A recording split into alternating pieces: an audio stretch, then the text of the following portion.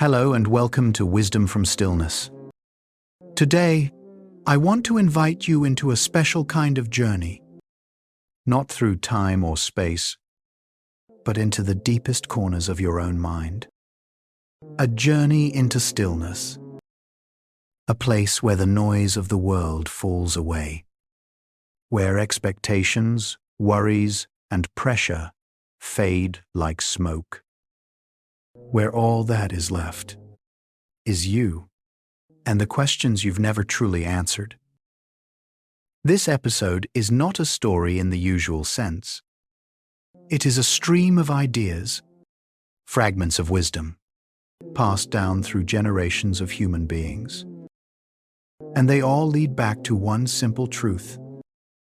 We only become truly wise when we dare to stop and look honestly at ourselves. Today, let's walk that path together. Slowly, gently, without rushing. Treat this as a gift to yourself, a rare moment to step away from the world and return to the peace inside you. There is an old line that is still true in every age. Wealth is like seawater. The more you drink, the thirstier you become. Riches are like seawater. The more you drink, the thirstier you get. Fame works the same way. We spend our whole lives chasing two things: money and recognition. But the irony is this: those are the two things that never have a real endpoint. Today, you want just enough to live. Tomorrow, you want to feel comfortable. Then you want more than others. You want to be seen, praised, admired, celebrated. And the more you achieve, the more you feel something is missing. Not because you don't have enough, but because desire never learns the word enough. The old ones said, "To the young, life is an endless future. To the old, life is only a short past." When we are young, we want everything. When we are old, we just want peace. In that contrast, we wake up to one truth. Desire expands with imagination. Happiness shrinks without awareness.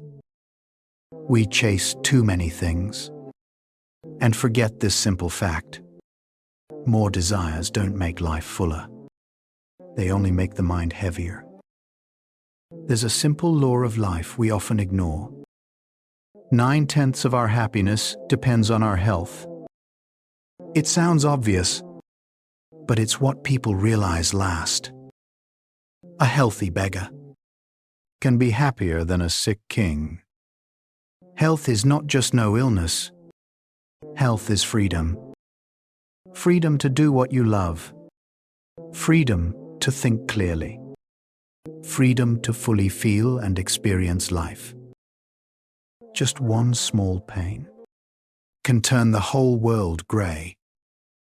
And yet we, all of us, trade health away so easily. We run after work. We run after our goals.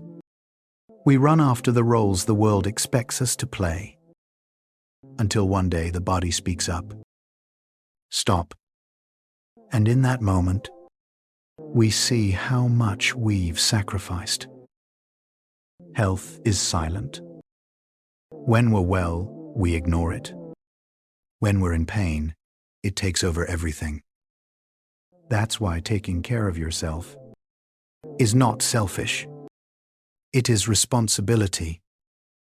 Responsibility to your own life, to the people who love you, and to the dreams you haven't lived yet. There is a beautiful line: a man is himself only when he is alone. At first it sounds sad, but it is deeply true. In a crowd, we wear masks.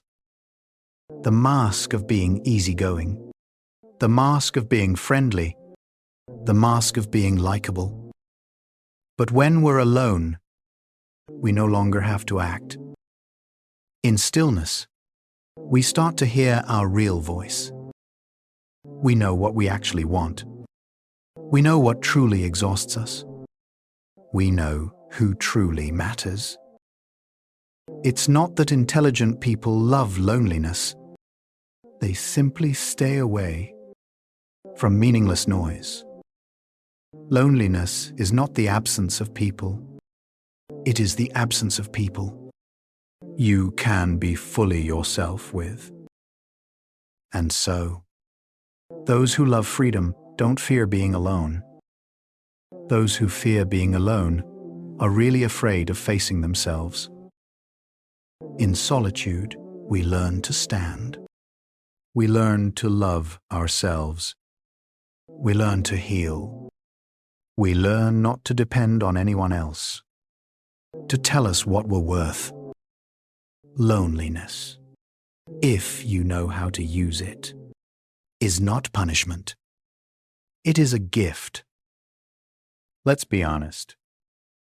Most of our deepest pain comes from people. Hurt, disappointment, betrayal, misunderstanding. Almost all of it starts in relationships. There is a saying, don't tell your friend anything your enemy should never know. Not everyone deserves the truth of who you are. And another, you can listen to everyone, but not everyone deserves a conversation. People with depth usually speak less. Shallow people usually speak endlessly. The wise don't seek isolation for its own sake. They simply step away from the chaos of foolishness. Most socializing is not built on love for humanity, but on fear of loneliness. Everyone is afraid of being left behind. But connection is only beautiful when it comes from choice, not fear. Whoever violates trust once loses it forever. Trust is like a sheet of paper. Once it's crushed, you can smooth it out, but it will never be the same. And if you suspect someone is lying, pretend you believe them. A liar gains false confidence. They talk more. They share more. They try harder to convince you until they expose themselves. That is the nature of deceit.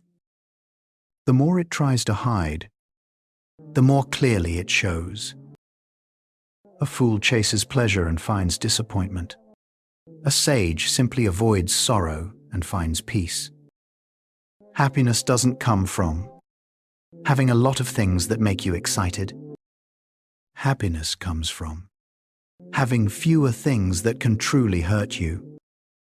People don't suffer only because life is hard. They suffer because they expect too much. If you learn how to let go, you'll find life becomes much lighter. There is a sharp little rule. If half a dozen fools criticize a talented person, then valuing their opinions is far too generous.